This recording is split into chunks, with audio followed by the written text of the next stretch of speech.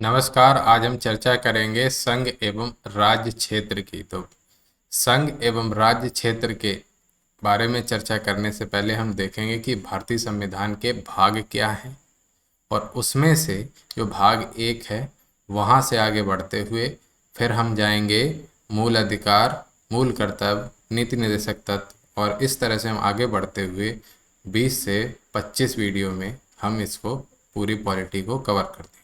तो चलिए शुरू करते हैं। तो भारत का संविधान जो दुनिया का सबसे बड़ा संविधान है, इसमें 470 अनुच्छेद, 25 भाग और 12 अनुसूचियां हैं। शुरुआत के समय इसमें 395 अनुच्छेद, 22 भाग और 8 अनुसूचियां थी। 5 अनुलग्नक भी हैं और 105 संशोधन किए जा चुके हैं। तो भारतीय संविधान के भाग, सबसे पहले आओ देखते हैं भाग एक। जो डायरेक्ट क्वेश्चन आते हैं वो सीधे सीधे। तो भाग एक में क्या है? भाग एक में संघ और उसका क्षेत्र है, जो है अनुच्छेद 1 से 4। भाग दो में नागरिकता है, जो है अनुच्छेद 5 से 11। भाग तीन में मौलिक अधिकार हैं, जो है अनुच्छेद 12 से 35। भाग चार में नीति निर्देशक सिद्धांत हैं, जो हैं अनुच्छेद 36 से 51। ये डायरेक्ट क्वेश्चन आते हैं वन लाइनर वाले, उनकी बात कर रहे हैं। और भाग 4A जो मूल संविधान में नहीं था, उसे बाद में जोड़ा गया है, तो वो है मौलिक कर्तव्य और वो है अनुच्छेद 51A। और भाग 5 संघ है, वो अनुच्छेद 52 से 151।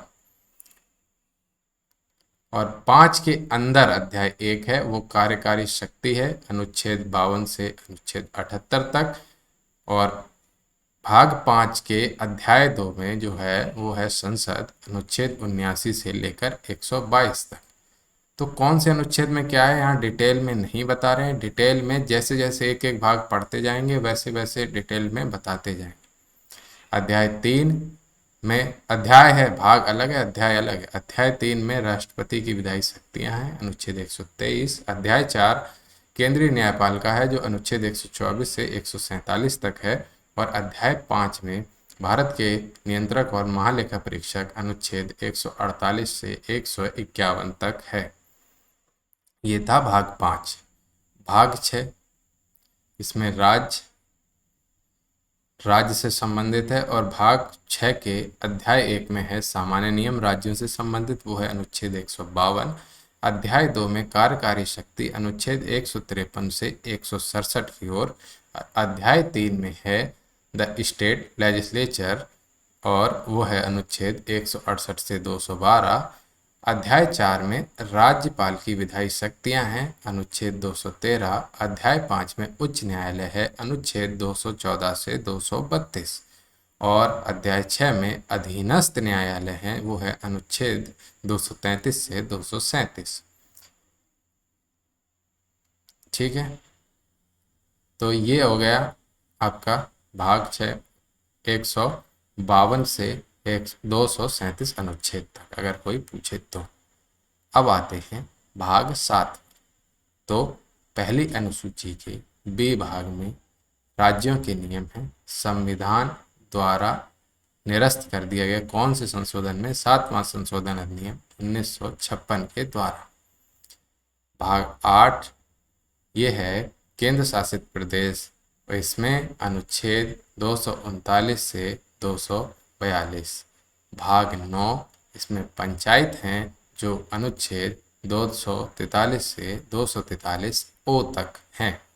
और भाग 9A में नगर पालिकाएं हैं, जो अनुच्छेद 243 पी से 243 जेड जी तक हैं। भाग 9B में सहकारी समितियां हैं, ये इम्पोर्टेंट है, जो अनुच्छेद 243 एच से 243 जेड टी तक हैं। और भाग 10 में अनुसूचित और जनजातीय क्षेत्र हैं, जो अनुच्छेद 244 से 244 ए तक हैं।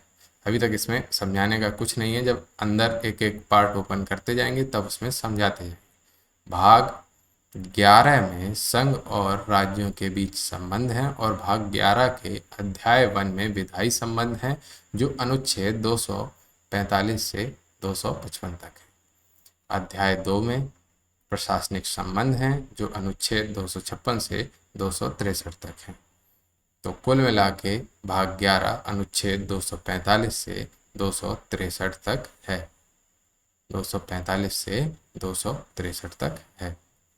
अब आते हैं भाग 12, इसमें वित्त, संपत्ति, अनुबंध और वाद शामिल हैं। और भाग 12 के अध्याय 1 में वित्त अनुच्छेद 264 से 291, अध्याय 2 में ऋण अनुच्छेद 292 से 293, अध्याय 3 में संपत्ति, अनुबंध, अधिकार, देयताएं, दायित्व और छूट अनुच्छेद 294 से 300, अध्याय 4 में संपत्ति का अधिकार अनुच्छेद 300A और अनुच्छेद 264 से 300A, मतलब ये आपका हो गया भाग 12।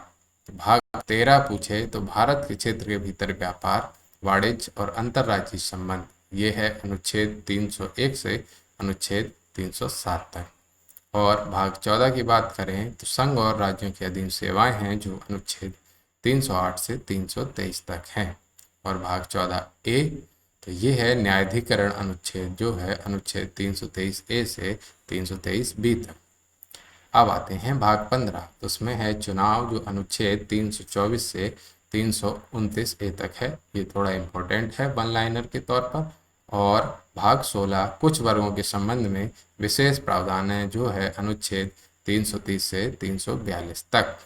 कुछ वर्ग मतलब ओबीसी, एससी, एसटी, महिला, पिछड़ा वर्ग, अल्पसंख्यक, ये जो विशेष वर्ग हैं उनके बारे में। और भाग 17 कई बार क्वेश्चन आया है, उसमें है आधिकारिक भाषाएं। और भाग 17 के अध्याय 1 में है संघ की भाषा, जो 343 से 344 अनुच्छेद तक है। और अध्याय 2 में है क्षेत्रीय भाषाएं। तो क्वेश्चन अगर आ जाए कि भाग 17 के कौन से अध्याय में क्षेत्रीय भाषाएं हैं, तो है अध्याय 2 अनुच्छेद 345 से 347 तक। अध्याय 3 है उच्चतम न्यायालय, उच्च न्यायालयों आदि की भाषा, जो है अनुच्छेद 348 से 349 तक। यह भी पूछ लेता है कि भाग 17 के कौन से अनुच्छेद में उच्चतम न्यायालय, उच्च न्यायालय आदि की भाषाएं सम्मिलित हैं, तो अनुच्छेद 348 से 349 तक। और अध्याय 4 में विशेष निर्देश हैं, जो है अनुच्छेद 350 से 351। तो कुल मिला के भाषा वाले अनुच्छेद 343 से 351 तक हैं, जो भाग 17 में शामिल हैं। अब बात करते हैं भाग 18 की। तो आपातकाल के प्रावधान हैं, जिसमें अनुच्छेद 352 से 360 है। ये तो मुँह जबानी सबको याद होगा। अब भाग 19 की बात करते हैं, तो ये विविध अनुच्छेद 361 से 367। भाग 20 संविधान संशोधन अनुच्छेद 368, ये डायरेक्ट पूछ लेता है। अनुच्छेद 368 आप लोगों को पता होना चाहिए, ये संविधान संशोधन का अनुच्छेद है। और भाग 21 अस्थायी, ट्रांजिशनल और स्पेशल प्रावधान हैं, जो अनुच्छेद 369 से 352 है। इतना इम्पोर्टेंट है नहीं, पूछते नहीं हैं। और भाग 22 में लघु उपाधि, हिंदी में आधिकारिक पाठ और निरसन, और ये अनुच्छेद 393 से 395 है। तो ये मूल संविधान के भाग के बारे में हो गया। तो अब बात कर लेते हैं भारतीय संविधान की अनुसूची। तो भारतीय संविधान में मूल रूप से 8 अनुसूचियां थी, और बाद में इनकी संख्या बढ़कर कितनी होगी? बाद में इनकी संख्या, ये गलत लिखा है 25, इसकी जगह आपको करना है 12 अनुसूचियां होगी। तो भारतीय संविधान की अनुसूचियां 1 से 12, ये 25 गलत लिखा है, इसको कट करके आप लोग 12 कर लें। तो भारतीय संविधान की अनुसूचियां 1 से 12। पहली अनुसूची, ये इंपॉर्टेंट है, इससे डायरेक्ट क्वेश्चन इनसे भी वन लाइनर आते हैं। पहली अनुसूची राज्यों और केंद्र शासित प्रदेशों और उनके प्रदेशों की सूची है। दूसरी अनुसूची राष्ट्रपति, राज्यपालों, राज्यों के अध्यक्ष, लोकसभा के उपाध्यक्ष, अध्यक्ष और राज्यों की परिषद के अध्यक्ष और उपाध्यक्ष, और विधानसभा के अध्यक्ष और उपाध्यक्ष, और अध्यक्ष किसी राज्य के विधान परिषद के उपाध्यक्ष, सर्वोच्च न्यायालय के न्यायाधीश और उच्च न्यायालय और भारत के नियंत्रक और महालेखा परीक्षक राज्यों और केंद्र शासित प्रदेशों और उनके क्षेत्रों की सूची है। मतलब जितने भी अध्यक्ष, उपाध्यक्ष, न्यायाधीश, उच्च न्यायालय के, उच्चतम न्यायालय के, भारत के कैग आदि के, उनके क्षेत्रों की सूची है। तीसरी अनुसूची में शपथ का प्रारूप है। और चौथी अनुसूची में राज्यों की परिषद में सीटों के आवंटन का प्रावधान है। जो पांचवी अनुसूची है, ये कई बार एग्जाम में आती है, वो है अनुसूचित क्षेत्रों, अनुसूचित जनजातियों के प्रशासन और नियंत्रण का प्रावधान। और छठी अनुसूची है असम, मेघालय, त्रिपुरा, मिजोरम राज्यों में जनजातीय क्षेत्रों के प्रशासन के प्रावधान। तो क्वेश्चन जो पूछते हैं वो ये पूछते हैं, निम्न में से कौन सा राज्य छठी अनुसूची में शामिल नहीं है? और उसमें असम, मेघालय, त्रिपुरा, बाद में नागालैंड दे देंगे मिजोरम की जगह। तो क्या हो जाएगा? आप गलत कर देंगे, जबकि आपको रटना है असम, मेघालय, त्रिपुरा, मिजोरम।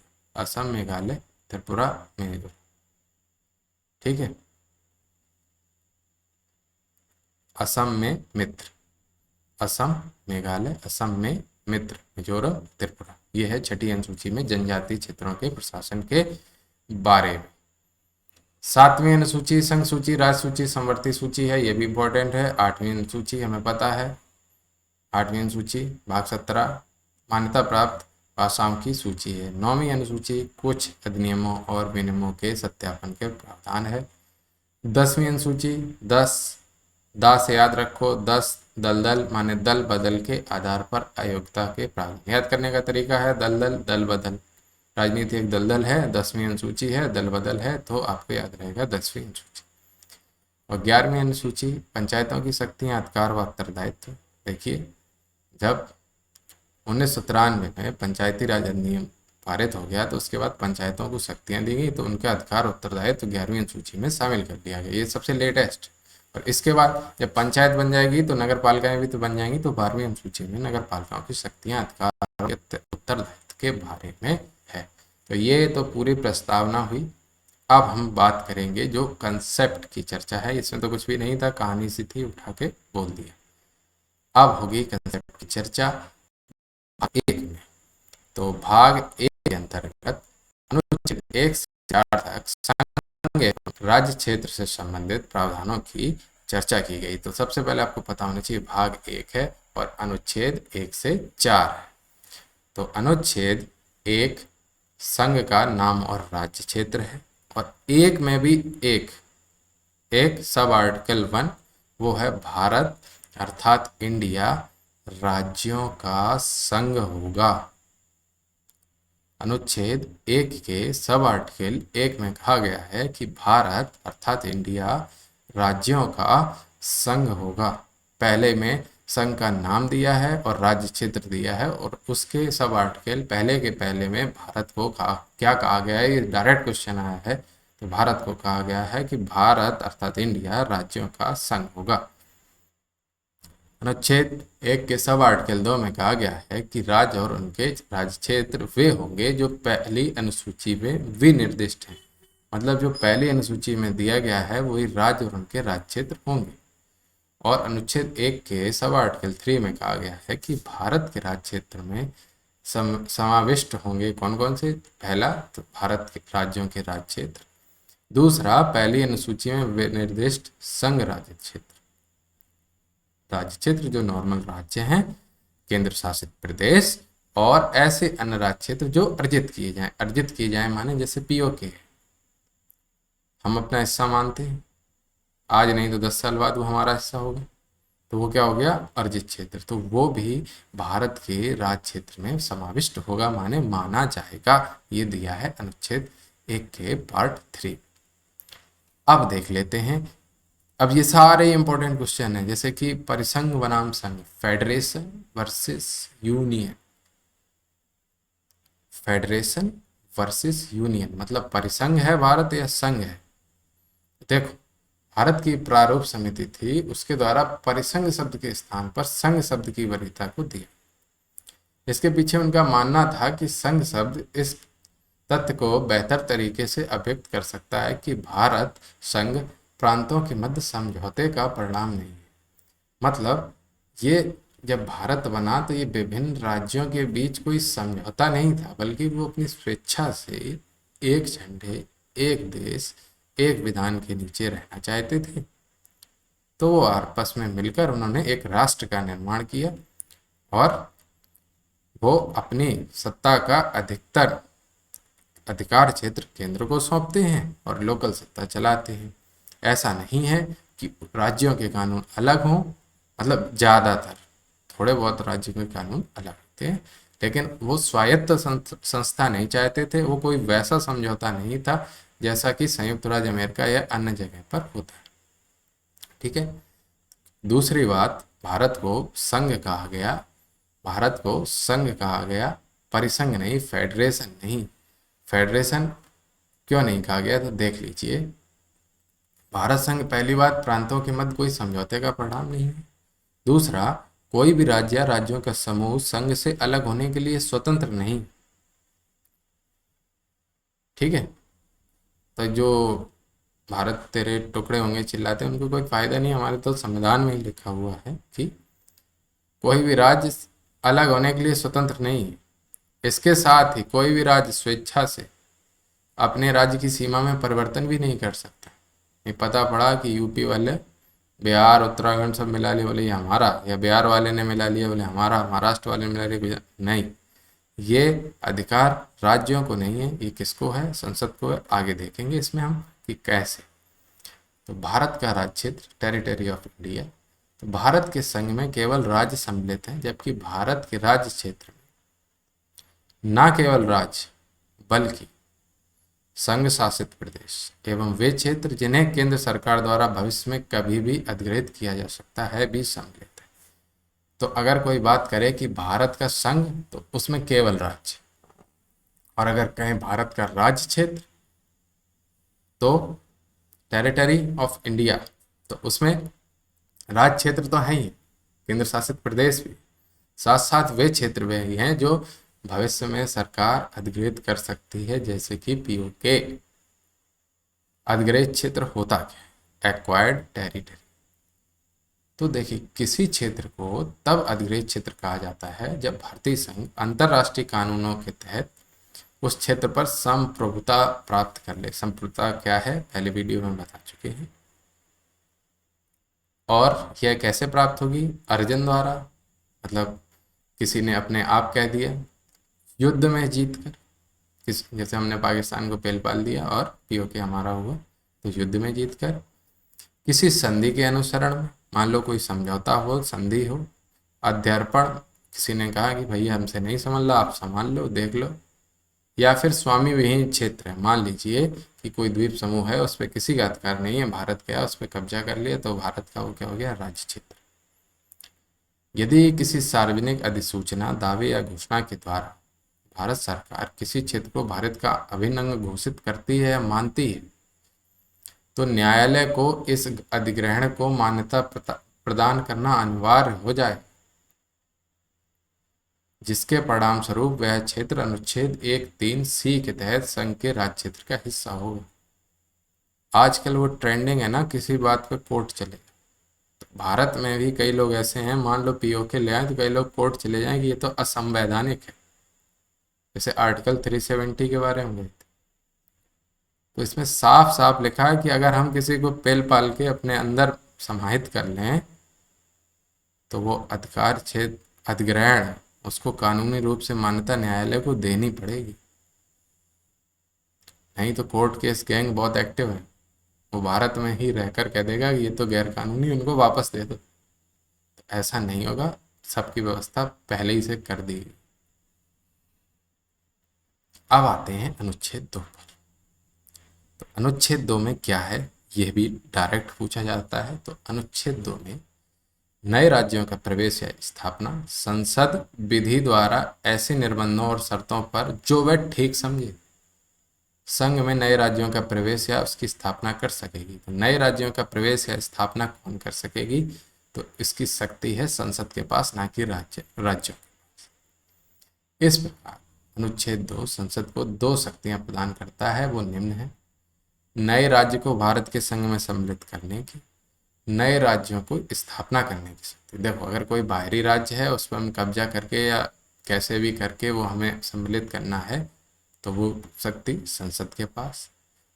किसी नए राज्य का गठन करना है, या यूनियन टेरिटरी बनाना है, या यूनियन टेरिटरी को हमको पूर्ण राज्य बनाना है, इस सब की शक्ति किसके पास है, संसद के पास।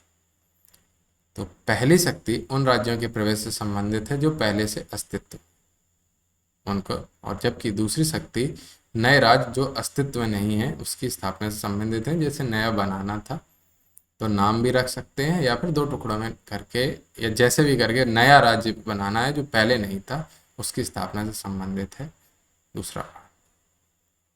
अर्थात सार क्या है इसका, अर्थात अनुच्छेद 2 उन राज्यों जो भारतीय संघ का हिस्सा नहीं है के प्रवेश और स्थापना से संबंधित है। इसके अतिरिक्त यह ध्यान रखा जाना चाहिए कि अनुच्छेद 2 संसद को पूर्ण शक्ति देता है कि ऐसे निर्बंधों और शर्तों पर जो वह ठीक समझे, देखो बार बार लिखा है जो वह ठीक समझे, जैसा अच्छा लगे कर दो, संघ में नए राज्यों का प्रवेश या स्थापना करें। जैसा अच्छा लगे मतलब जो अच्छा हो, लगे नहीं। हाँ, अब जरूरी सूचना कि ये निर्बंधन और शर्तें अनिवार्यतः संविधान के आधारभूत सिद्धांत या मूल ढांचे के अनुरूप होने चाहिए। जैसे जाति, लिंग, धर्म आदि के आधार पर हम भेदभाव नहीं कर सकते, ये हमारे संविधान में लिखा है। तो अब सरकार या कोई संसद ऐसा नहीं कर सकती कि एक राज्य बना दे जिसमें हिंदू हिंदू रहे, मुस्लिम मुस्लिम रहे, मतलब जाति धर्म के आधार पर राज्य को डिवाइड नहीं करेंगे। ऐसा ही एक डिवाइड किया गया था भाषाई आधार पर, बाद में उसने लीगल बताया, उसकी चर्चा हम बाद में करेंगे।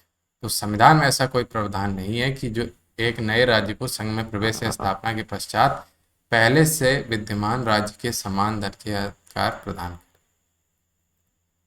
संविधान में ऐसा कोई भी प्रावधान नहीं है कि अगर कोई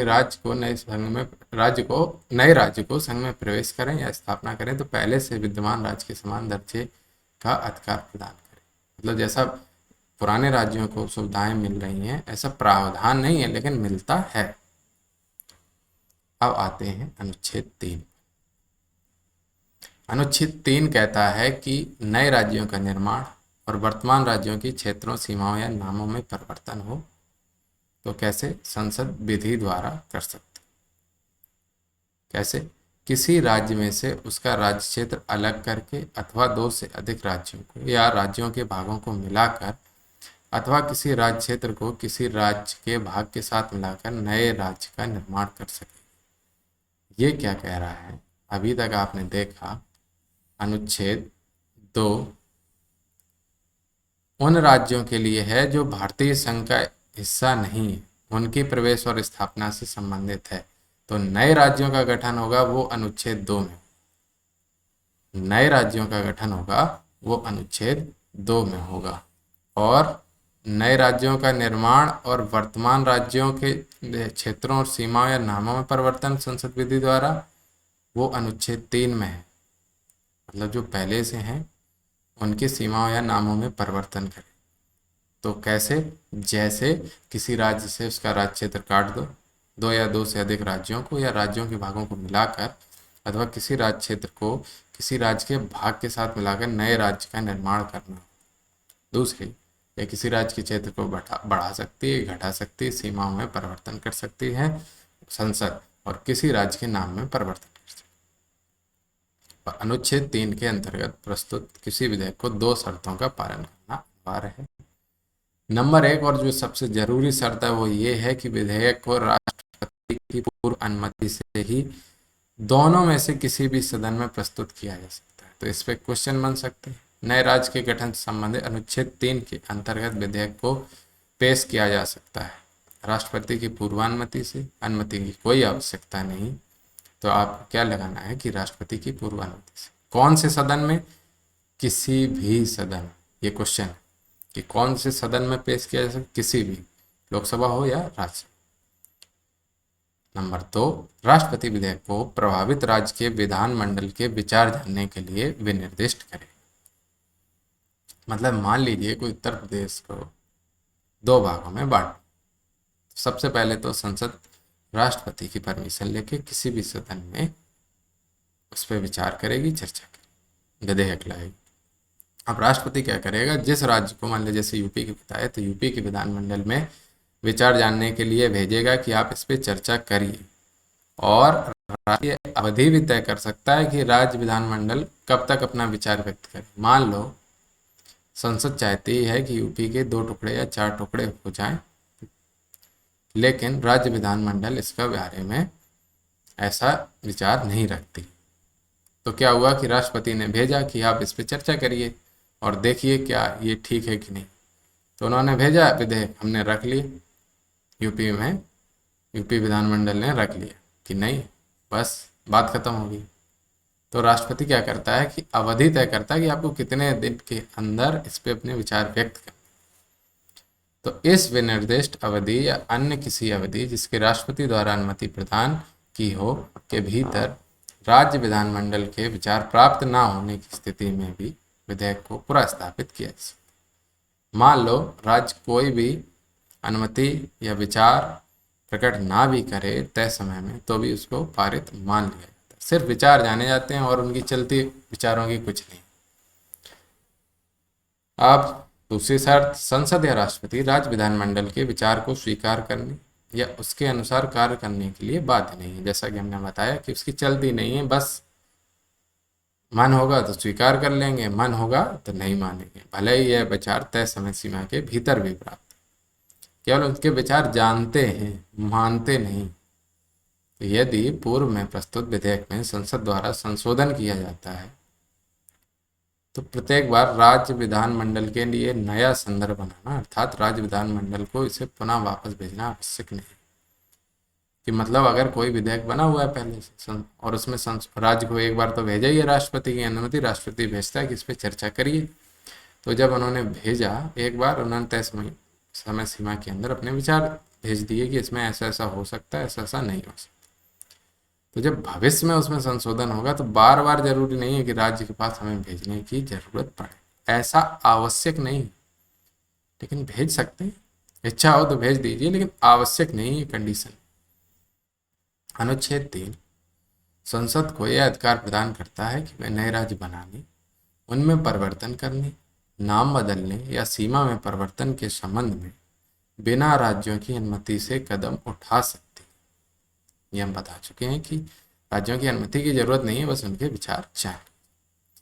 दूसरे शब्दों में संसद अपने अनुसार भारत के राजनीतिक मानचित्र का पुनर्निर्धारण कर सकती है। इस प्रकार संविधान द्वारा क्षेत्रीय अखंडता या राज्य के अविभाज्य स्वायत्त अस्तित्व की गारंटी नहीं दी गई। मतलब भारत राज्यों का संघ है और राज्यों की सीमा में परिवर्तन करना संसद कर सकती है, राज्यों की कोई नहीं चलती है। इसलिए भारत को विनाशी राज्यों का अविनाशी संघ कहा गया है। मतलब राज्यों की स्थिति बदल सकती है, उनकी सीमाएं बदल सकती हैं, तो वो हो गया विनाशी राज्य। लेकिन जो भारत संघ है वो नहीं टूट सकता, इसलिए भारत को कहा गया है विनाशी राज्यों का विनाशी संघ, an indestructible union of destructible states. जबकि अमेरिका को क्या कहा गया है, अविनाशी राज्यों का अविनाशी संघ। अमेरिका वाले अगर चाहें भी कि अपने राज्य की सीमा बदल लें, घटा लें, संसद तो नहीं कर सकती, वो राज्यों की अनुमति से ही होगा। तो ये डायरेक्ट क्वेश्चन है, अमेरिका क्या है, तो अमेरिका है अविनाशी राज्यों का अविनाशी संघ। मतलब अमेरिका टूट नहीं सकता, और लेकिन उसमें चलती ज़्यादातर राज्यों की है। और भारत में राज्यों की सीमा में परिवर्तन हो जाएगा, राज्यों की अनुमति हो अथवा ना हो, और राज्य अलग हो नहीं सकते। इसलिए भारत है विनाशी राज्यों का अविनाशी संघ और अमेरिका है अविनाशी राज्यों का अविनाशी संघ। आप देखिए, संवैधानिक रूप से कोई राज्य नए राज्य के निर्माण इत्यादि की प्रक्रिया शुरू नहीं कर सकता। हमें पता है ये सब काम क्या करेगा, केंद्रीय मंत्रिपरिषद की सलाह से, राष्ट्रपति की पूर्वानुमति से और संसद में पेश करने से ही होगा। विधानसभा विधान परिषद में से इसको कुछ नहीं हो सकता। ये देखो, हम बात कर ही रहे थे उत्तर प्रदेश की, तो देखिए नवंबर 2011 में उत्तर प्रदेश विधानसभा द्वारा राज्य को 4 भागों पूर्वांचल, पश्चिम प्रदेश, अवध प्रदेश, बुंदेलखंड में विभाजित करने का प्रस्ताव पारित। और प्रस्ताव पारित किया, आगे किसी ने सुना नहीं, तो उत्तर प्रदेश का विभाजन हुआ ही नहीं। तो पहली और चौथी अनुसूची के संशोधन तथा इस संदर्भ में अनुपूरक, अनुषांगिक और पारिणामिक विषयों का उपबंध करने के लिए अनुच्छेद 2 और अनुच्छेद 3 की बनाई गई विधियों को अनुच्छेद 368 के तहत संविधान संशोधन नहीं माना। इसका मतलब क्या? इसका मतलब ये हुआ कि ऐसी विधियां 2/3 बहुमत से नहीं, 3/4 बहुमत से नहीं, साधारण बहुमत से और साधारण विधायी प्रक्रिया के माध्यम से पारित की जा सकती। अब मतलब समझिए कि जैसे मान लीजिए अभी हम पीओके बार बार कह रहे हैं कि पीओके को हमने शामिल, वो तो पहले ही से है, या कोई हिस्सा नया, मान लो बलूचिस्तान है, उसको हम भारत में शामिल करना चाहते हैं, तो भारत में बहुत से अच्छे लोग हैं, कहेंगे नहीं नहीं आप तो लड़ाई को बढ़ाएंगे, ऐसा काम मत करिए। और उसको संविधान संशोधन अगर होगा तो 2/3 बहुमत से पारित करना होगा, और फिर राज्यों को भी भेजना होता है, तो उसमें हमें ज़्यादा बहुमत चाहिए तो समस्या ज़्यादा होगी, लेकिन हमें क्या करना है उसको शामिल करें तो साधारण बहुमत, और साधारण विधायी प्रक्रिया से हम किसी भी राज्य को अपने अंदर ले सकते हैं, राज्यों की सीमा में परिवर्तन कर सकते हैं। ये कौन से अनुच्छेद 2 और 3 में है, और हमने बताया अनुच्छेद 2 नए राज्यों के लिए है और अनुच्छेद 3 पहले से बने हुए राज्यों की सीमाओं में परिवर्तन के लिए। अब देखते हैं भारतीय क्षेत्र के अध्यर्पण संबंधी प्रावधान। तो क्या किसी भारतीय क्षेत्र के अध्यर्पण अर्थात किसी भारतीय क्षेत्र को किसी अन्य देश को देना, इसके लिए संविधान संशोधन की आवश्यकता है? तो यह प्रश्न 1960 में राष्ट्रपति ने एक परामर्श के रूप में उच्चतम न्यायालय के समक्ष प्रस्तुत किया। जैसा कि आप जानते हैं कि राष्ट्रपति उच्चतम न्यायालय से परामर्श ले सकता है, तो 1960 में यह प्रश्न उठा। तो केंद्र सरकार द्वारा 1998 में नेहरू और नून समझौते के क्रियान्वयन हेतु बेरूबारी संघ, जो कि पश्चिम बंगाल में है, पाकिस्तान को हस्तांतरित कर दिया था। और नेहरू जी के तो पीछे आज तक लोग पड़े, तो उन्होंने कहा कि अच्छा आपने ऐसे कैसे पाकिस्तान को बेरूबारी हिस्सा दे दिया, पश्चिम बंगाल का पाकिस्तान कैसे, जो पूर्वी पाकिस्तान था, तो उसको हस्तांतरित कर दिया अपनी मर्जी से। तो इसने राजनीतिक विद्रोह विवाद को जन्म दिया। तो इसी आलोक में मतलब इसके बारे में राष्ट्रपति को सर्वोच्च न्यायालय से यह परामर्श लेना पड़ा। तो सर्वोच्च न्यायालय ने क्या कहा ये सुन लीजिए। भारतीय क्षेत्र को किसी अन्य देश को अध्यार्पित करने की शक्ति संसद के पास नहीं है। यह अनुच्छेद 368 में संशोधन के जरिए ही किया जा सकता है। मतलब ये हुआ कि अगर किसी को शामिल करना है तो साधारण बहुमत, और किसी को देना है तो विशेष बहुमत से, मतलब अनुच्छेद 368 संविधान संशोधन की प्रक्रिया माना जाएगा और उसके द्वारा ही किसी को सौंप सकते।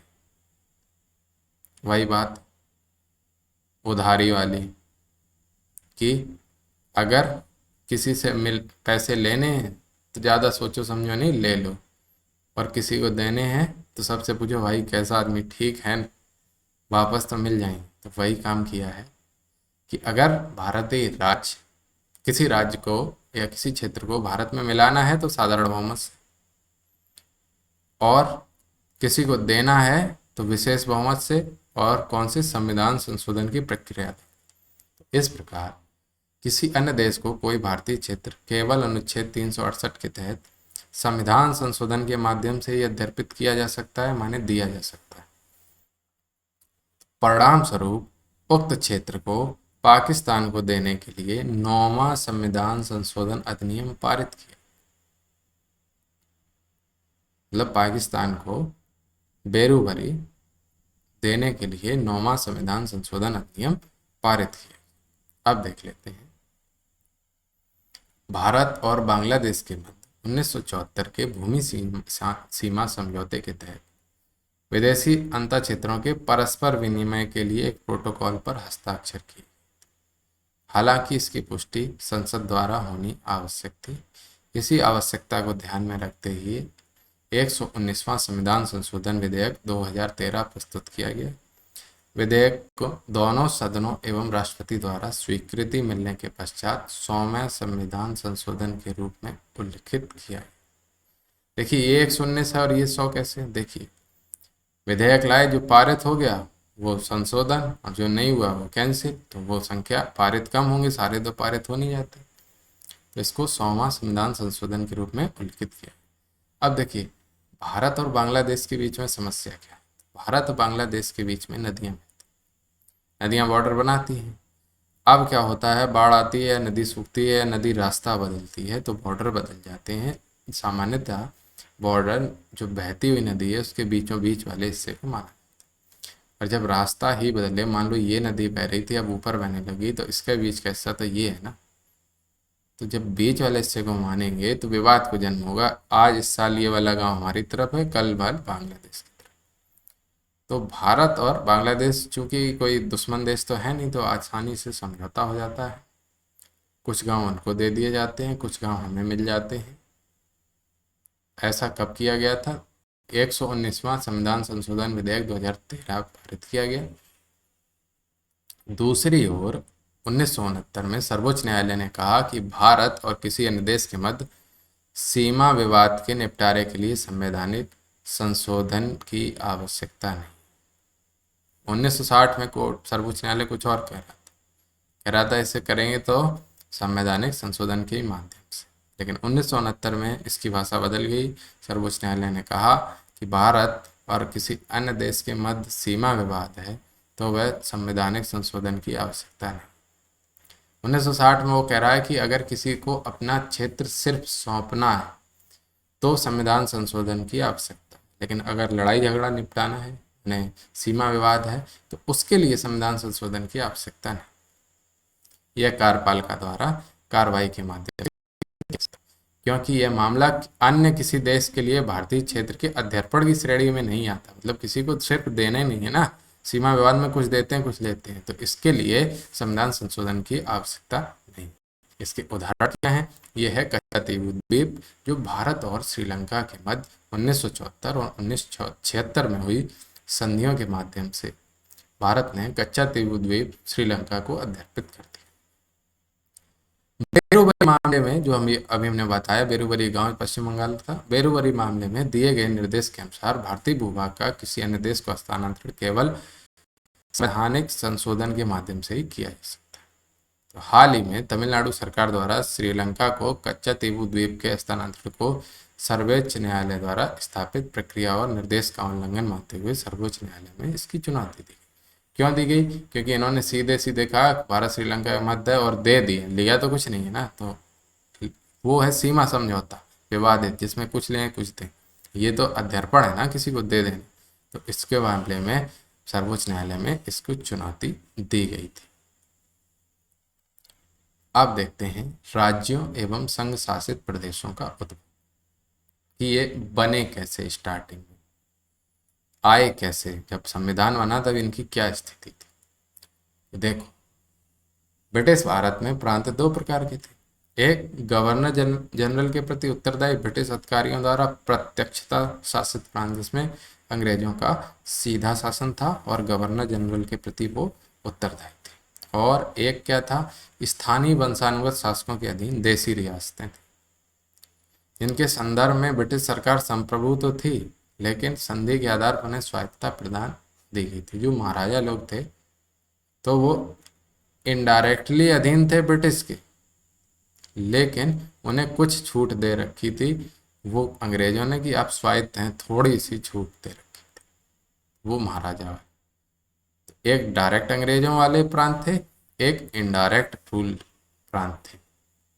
तो 26 जनवरी 1950 को जब नया संविधान अस्तित्व में आया तो उस समय भारतीय संघ की घटक इकाइयों को 4 वर्गों में विभाजित किया। कैसी कैसी? 4 श्रेणियां, ये आपको याद रखना है। श्रेणी ए, तो श्रेणी ए के राज्यों में तत्कालीन गवर्नर के अधीन शासित प्रांत सम्मिलित थे। उनमें कौन कौन से शामिल थे? असम, बिहार, मुंबई, मध्य प्रदेश, मद्रास, उड़ीसा, पंजाब, यूपी व पश्चिम। ये श्रेणी ए के अंतर्गत 4 श्रेणियां हैं। श्रेणी बी के राज्यों में पूर्व रियासतें या उनका समूह शामिल था, जो राज प्रमुख द्वारा शासित थे, रजवाड़े के थे। राज प्रमुख अक्सर निर्वाचित विधायिका से युक्त कोई पूर्व राजकुमार होता। इन्हें भारत के राष्ट्रपति द्वारा नियुक्त किया जाता। इस श्रेणी में शामिल राज्य थे हैदराबाद, जम्मू कश्मीर, मध्य भारत, मैसूर, पटियाला और पूर्वी पंजाब। राज्य संघ जिसको बोलते थे पेप्सू, पूछ लेता है। राजस्थान, सौराष्ट्र, त्रावणकोर, कोचीन और विंध्य प्रदेश। श्रेणी सी के अंतर्गत 10 राज्यों में पूर्व मुख्य आयुक्त के शासनाधीन प्रांत थे और अंडमान एवं निकोबार द्वीप समूह को छोड़कर कुछ रियासतें शामिल थी।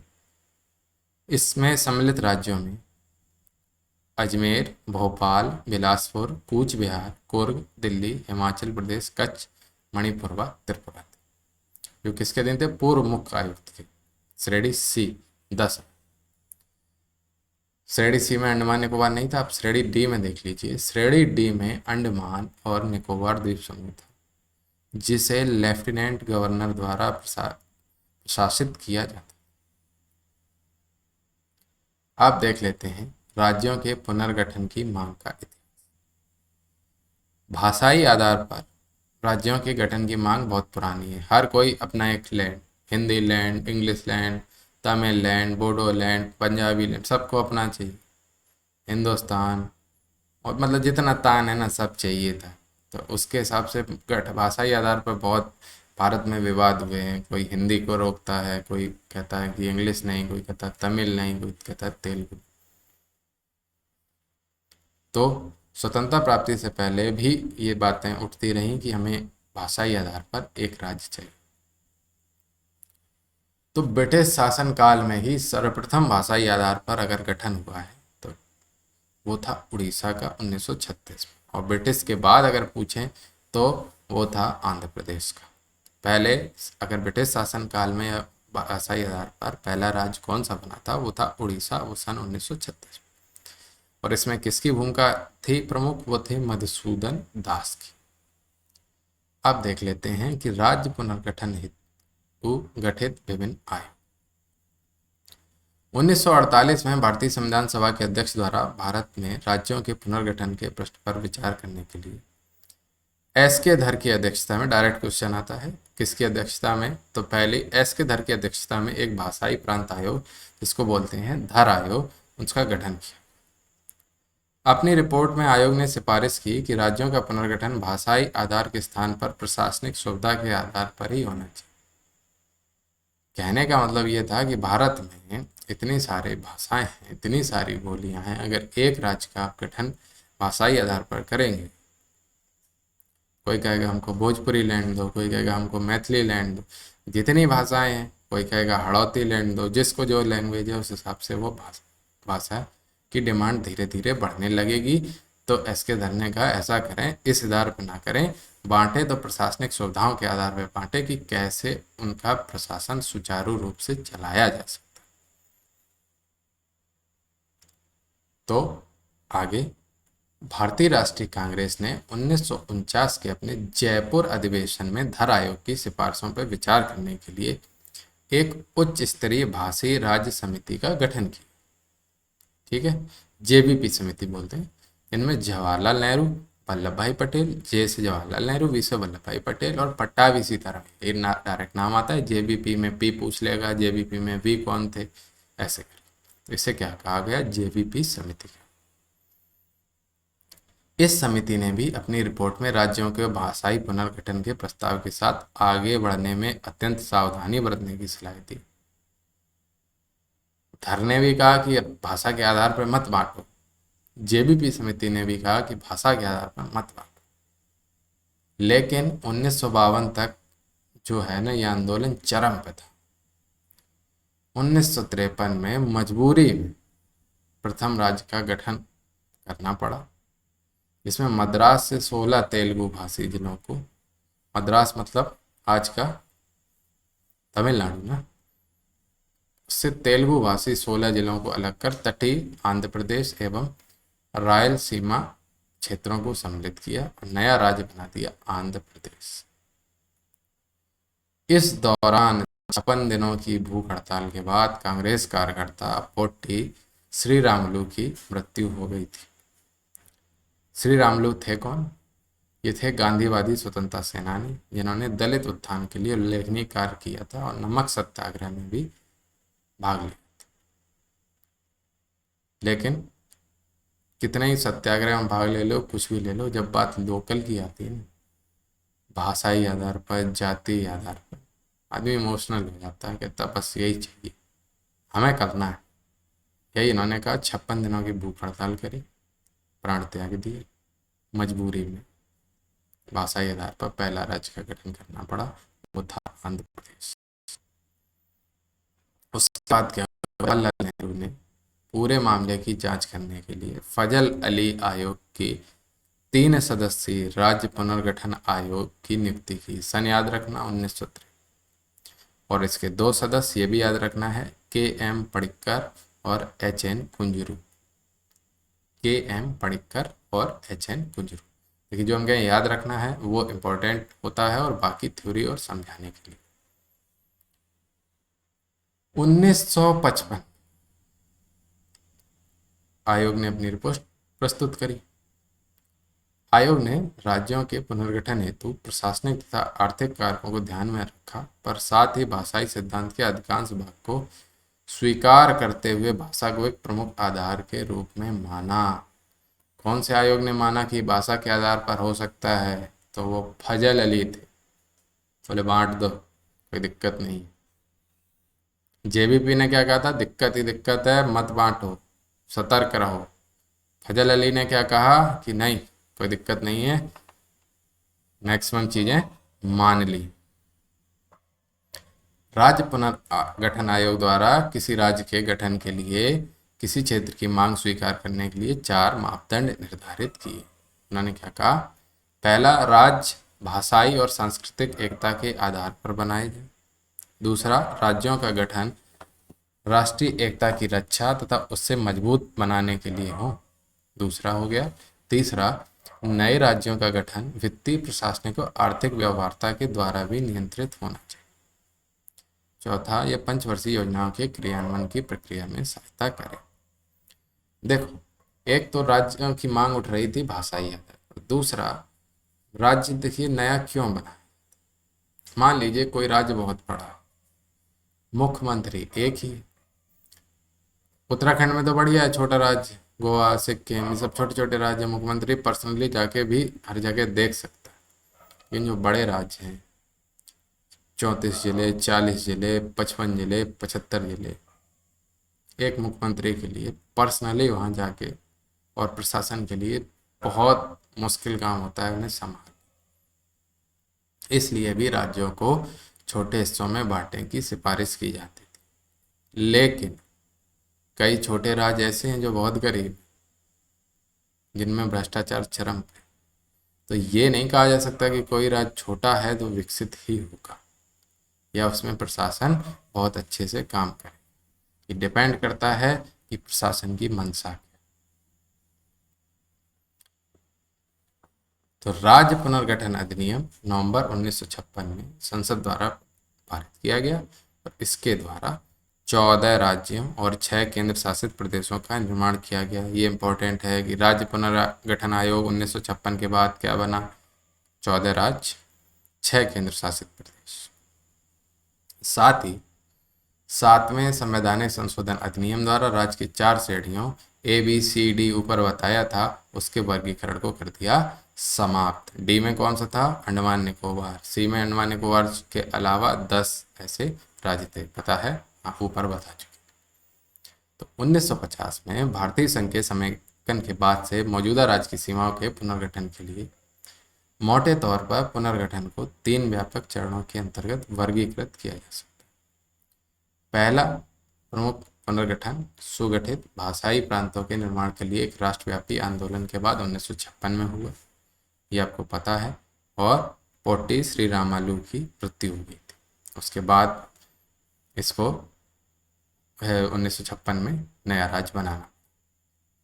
कश्मीर को पहले से ही भारतीय संविधान के अनुच्छेद 370 के द्वारा विशेष स्थिति के आधार पर संघ में शामिल कर लिया गया था। ये हम सबको मालूम है, अब 370 हट चुकी।